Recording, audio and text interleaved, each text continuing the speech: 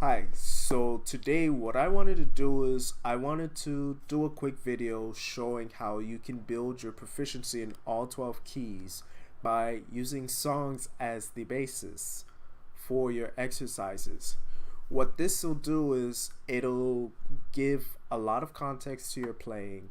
It's a lot easier for you to integrate to the different key centers, and what that ends up doing is it ends up actually speeding up the process by which you get familiar with the different keys and the different scale relationships. So what we're going to do is this video that we're going to use as the basis is I Love You Forever by David Jackson, a great musician.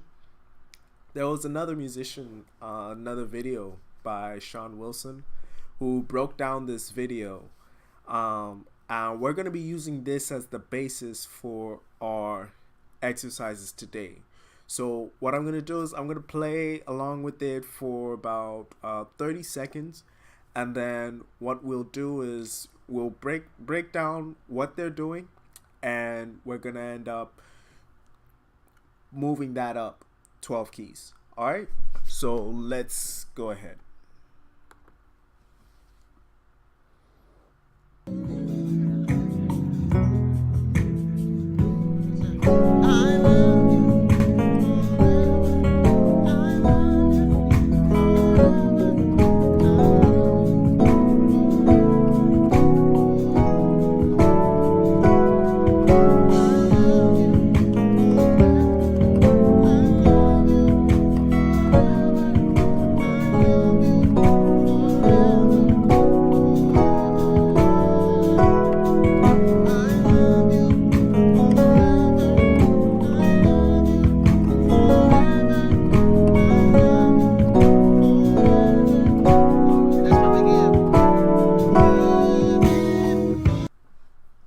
So we're gonna stop it right about there.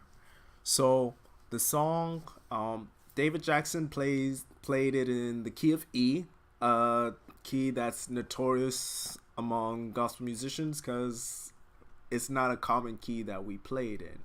But you have to learn it in these odd keys. So it's in the key of E. Now they start on the 4. Then they do a 7, 3, 6. So the 7, we're just gonna use this one. I know it's not the exact one, but we're just gonna use it. We're gonna keep it simple. And then it goes to the 5, but it uses the 5 major 7. Traditionally within the key you would use a dominant 7, but this is how they played it, and this is a passing chord to get back to the 4.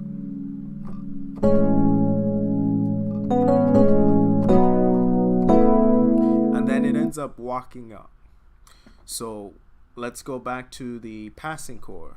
So it goes to the 4, 5.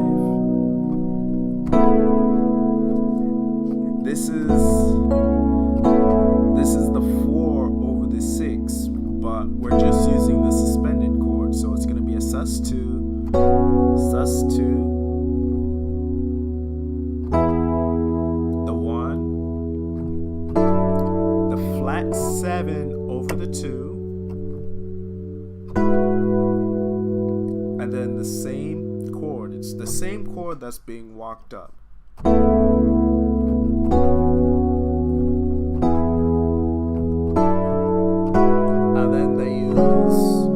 And then they use the same passing chord to get back to the 4. 7, 3, 6, 5, 4, 5, 6, 7, 1.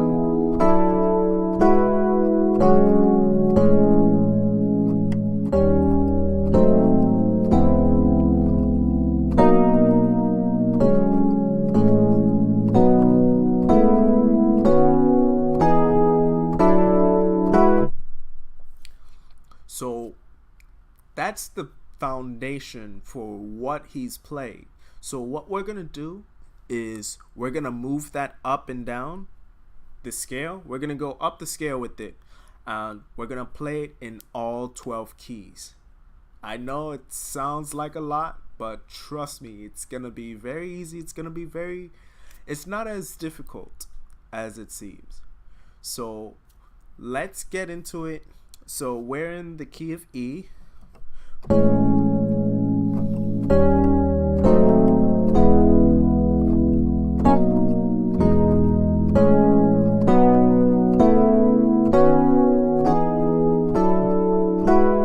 Now we're gonna go to the next key.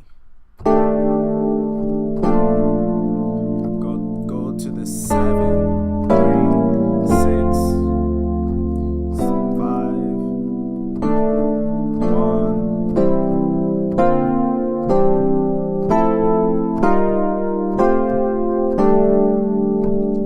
1. Now we're gonna go to the G flat.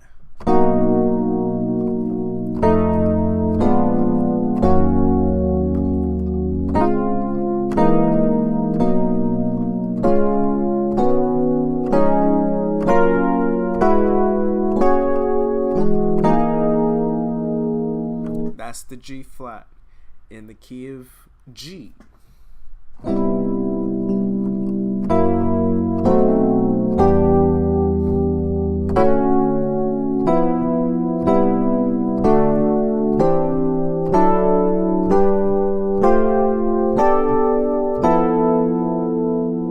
Key of A flat.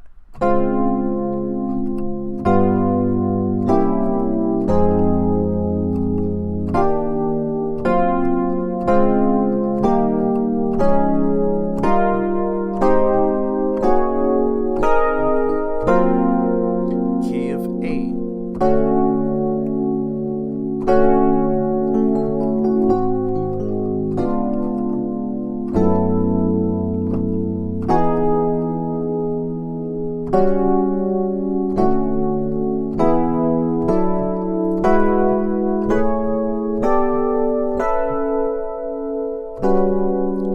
That one was a little bit tricky.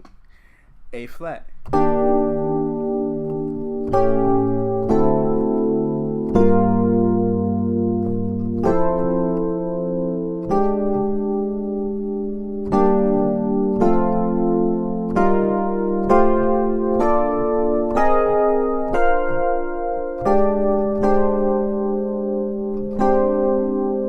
That was A flat in the key of E.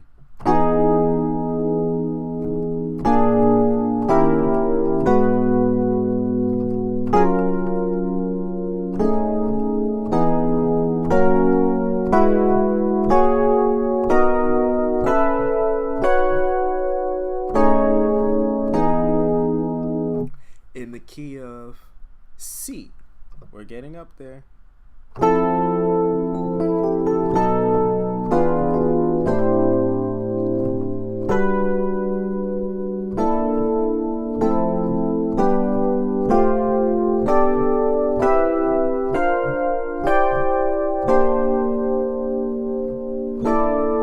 messed up that one. It's supposed to be this chord.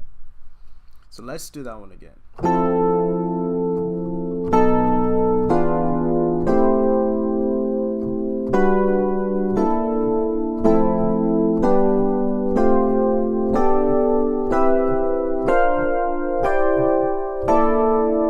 There we go. The key of D flat.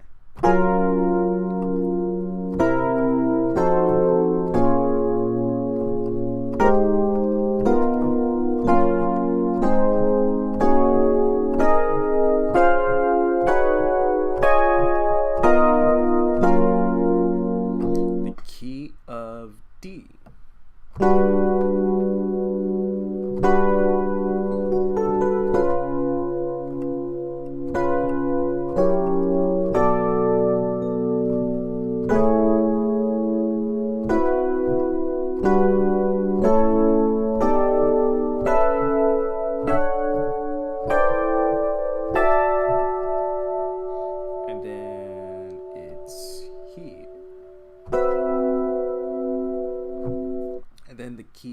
E flat.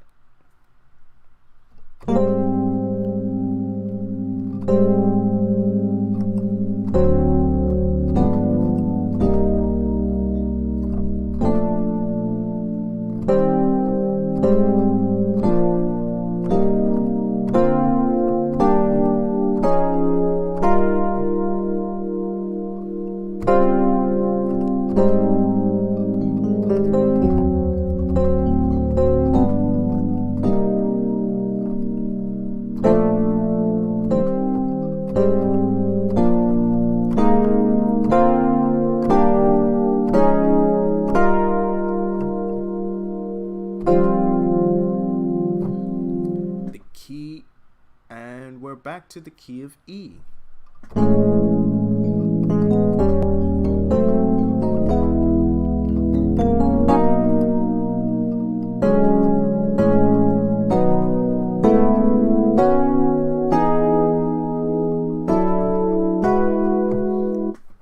So that's all there is to it. Now, how is it that I'm able to recognize the keys? This is where the number system comes in very handy. This is where knowing your intervals comes in handy. I know that here in the key of E, I have the major 7, and this is a common like open voicing for the major 7. So A major 7. I can just to do the 7, 3, 6 in any key. I know that I have the 7. I just come up to the 3rd and find the tritone. Tritone. So it's the E flat, and then I just need the 3rd and the 7th to do this chord, which is gonna be an E flat dominant 7 chord. And then this next one, just think of it as a 2 diminished 7 over the 3.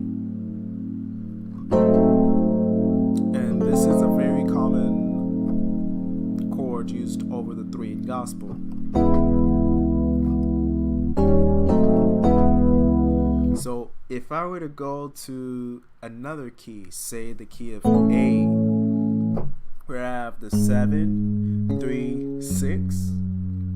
Well, what's the 3rd and the 3rd of A flat? You get the C, so it's easy to find the tritone, and you should know all of your tritones by heart. So you have the 3rd.